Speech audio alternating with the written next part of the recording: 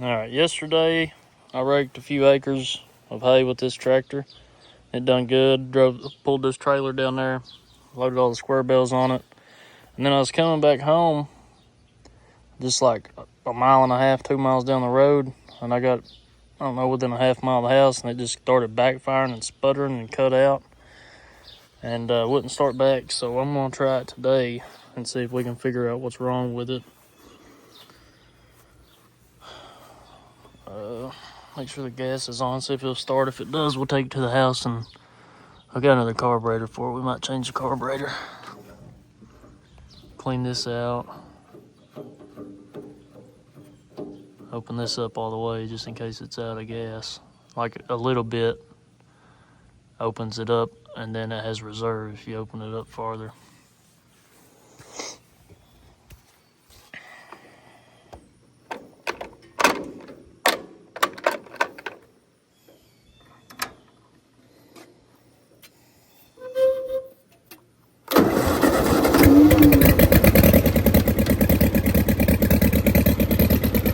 That's good.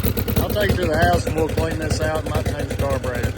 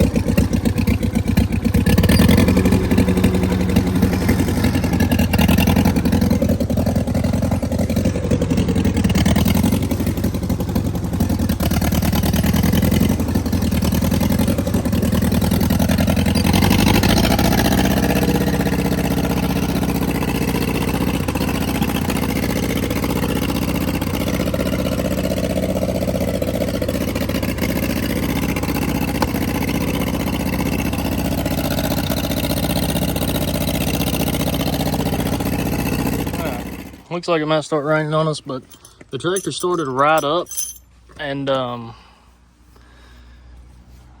fine up the hill, so I think maybe something just got sloshed around in this bowl right here. Maybe something in the carburetor. This thing's got the original carburetor on it, and it's all stuck. The screws that take the bowl off, I can't get them out.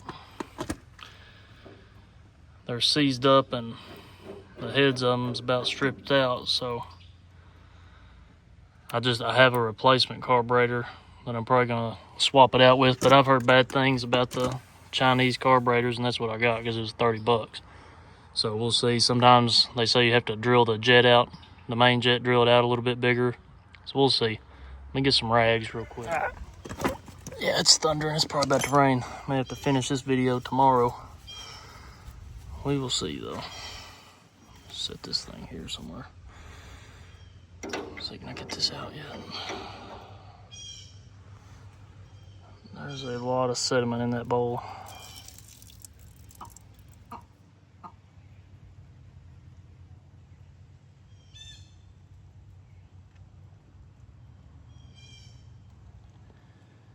Yeah.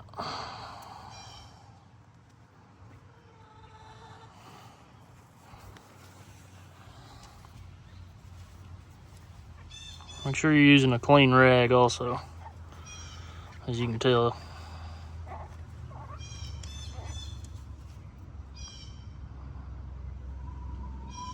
Pretty good. Let's check the gas flow out of the tank. That looks pretty good to me.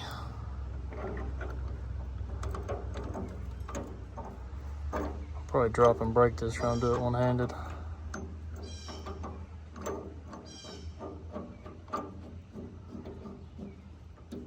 Make sure it's in there good. There's a little O-ring up there.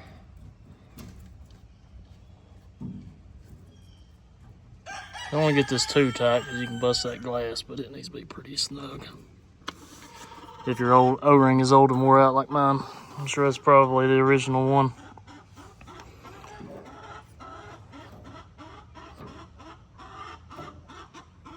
Yeah, see, I'm also a little low on fuel because right there is regular fuel on.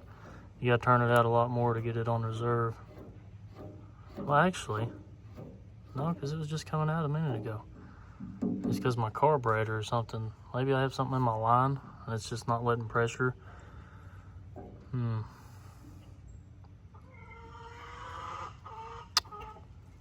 me crack this line loose and see what it does. Yeah, there it goes. It's pushing all that air out.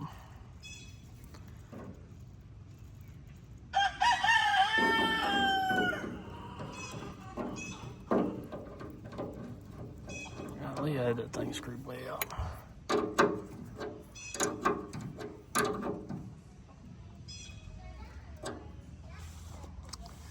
Should be fine now. I may go ahead and change the carburetor though, as long as I have time before the rain.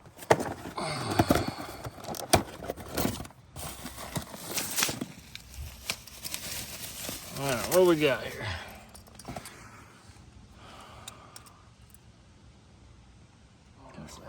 Let's see. Carburetor.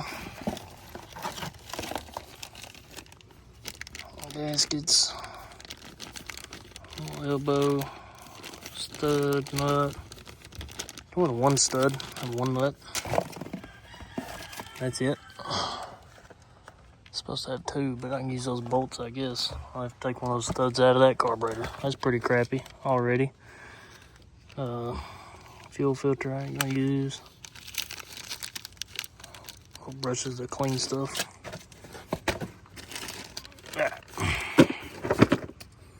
Let's take this out first. Hard to do with me holding this camera. I'm just gonna take this loose. These two nuts and this loose. I'm also gonna add this in the video just because apparently whoever had been working on this before I got it didn't know that these are like a quick release. You can see here, this piece, you can slide it that way and they just pull off. See, it's got a little spring in there that holds it. Get my camera to focus. This just slides and holds it in place. I had to bend all these back because whoever working on it just pried them off there with a screwdriver and they wouldn't hold them. They had a bunch of electrical tape and junk around the one back here. Just pitiful.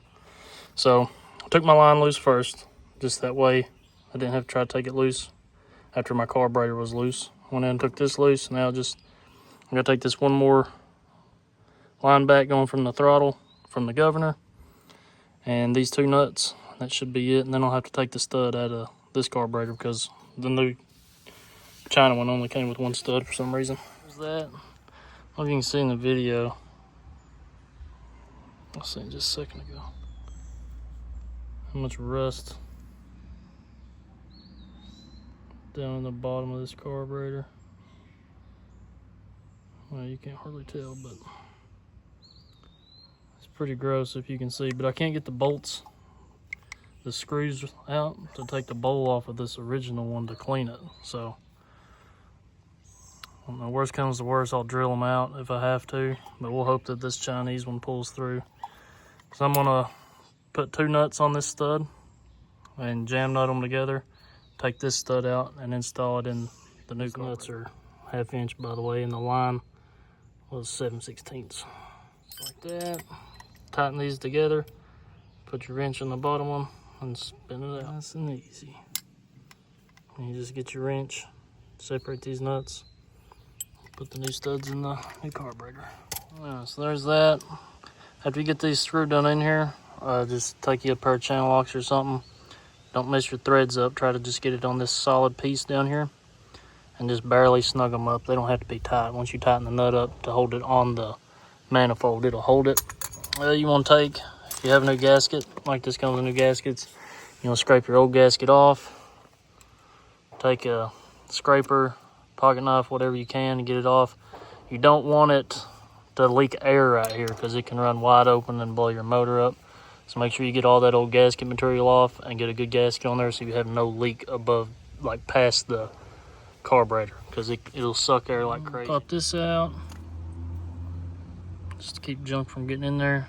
These have a little filter on it. If it's not getting enough fuel or something, I'm gonna take it out and rip this little filter off, because it should be fine, but we will see. If you got any thread tape, you can put it on just to make sure it don't leak, but I don't have any right now, so we're just gonna hope it don't leak. You don't want it super tight. Actually, I might have to get some thread tape. I don't know if I can actually. So you can just find the wrench that fits this or channel locks and screw it in, but don't get it too tight because this is brass and this is copper. And they both are very soft metals and they'll strip out easy. So just get it snug, but also have it aimed. You don't have to get it as tight if you have thread tape, but just get it aimed where you can get your old fuel line. Just use the old saw blade that I'd cut up into pieces to make shims out of to clean my mating surface. Get your new gasket. Not sure why this came with two. Might not be a good thing. You might send extras for whenever I have to take this thing apart. So put it on. Get us a nut ready. Might be a bad camera angle right here, so this won't stay. Actually, let me just stop the video. 1/2 inch wrench. Snug these up. Just remember, don't get them too tight because they are.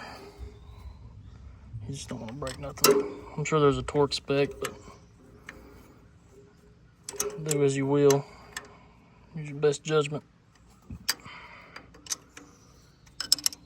Studs actually almost wasn't long enough for that thick gasket. I could have left them screwed out a little bit, but I just won't put them too tight. You just want to make sure you got it tight enough that it kind of has some pressure on that gasket so it don't suck air. I think that's probably fine.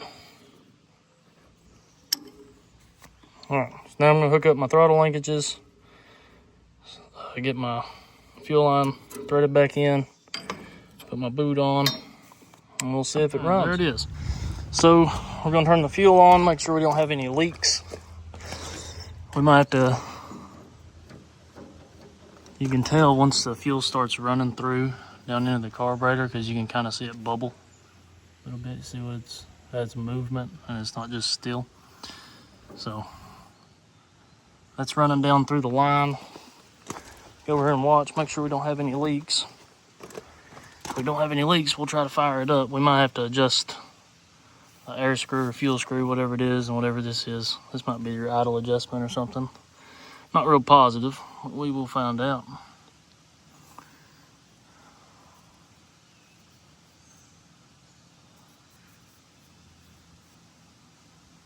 Seems pretty dry to me. If it does end up leaking, I'm just make sure you go get you some good tape for the threads. Make sure it's suitable for gas. I think we're good. Let's see if this thing fires up. Make sure it's in neutral. Ignition on. Give it just a little bit of throttle. I may have to adjust the governor or something after this.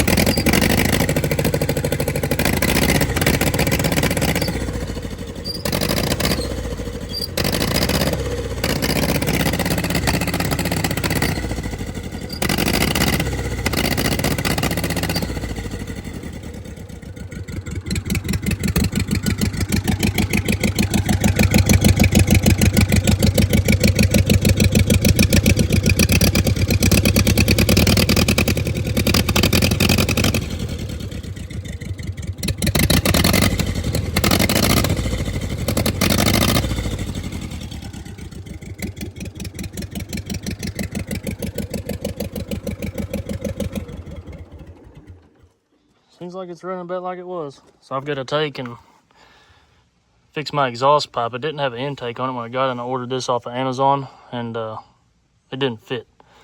So, but anyways, I've got to get an exhaust on this thing because it's way too loud. We're leaking a little bit of gas.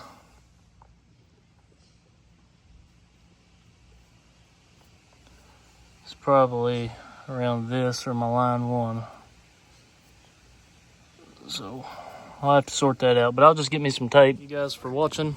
Just be careful, you know what I mean? And subscribe if you like content like this. I'm gonna be doing plenty of it as long as I have people watching the videos and subscribing and stuff to give me a little bit of motivation to actually record what I do. I've got some sickle mowers, a bunch of junk laying around, but like the video if you like it, subscribe. We'll see you in the next one.